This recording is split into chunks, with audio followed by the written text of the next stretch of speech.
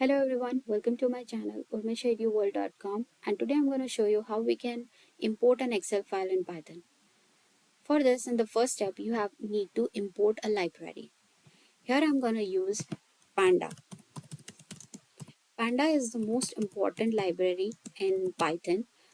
Reason behind this, Pandas is used in each and every place, whether you do data manipulation, data pre-processing, data cleansing, or treating missing values or any kind of an outlier, or you want to extract any type of data, any further than any file, you need pandas. So that's how pandas is helpful in any data manipulation.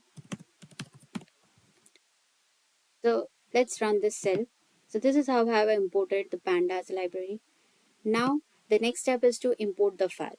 For this I'm gonna call pd because I give it a name, an alias name for the pandas. So I'll give it a name here, pd dot read underscore excel.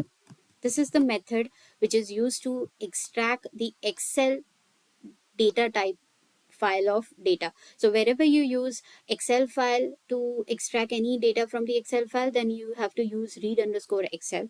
So in the parentheses, in the double quotes, you have to mention the path. So the file that I want to extract is the university file, which is in the Excel format. So what I'll do is just go in the properties and get the path of this. So from the location, I'll just copy and paste in this location. And at the end, I will also mention university dot xlsx. That is the extension of this Excel file, and that's how. And don't forget to add the double backslash in every subfolders, because otherwise you will get an error. So this is what the method is, but you have to store in one particular location. So I'll name it as df. So I'll call this imported file, the file which is imported using this readexcel within using the pandas as a package. So with that, I'll just name it as df. Let's run this cell. Okay, this is also successful. So this is what I have imported, the whole file in the df as a. So in df now, as to read this file, you just have to simply write df, and once you run this cell, you'll get the whole file which is extracted using pandas.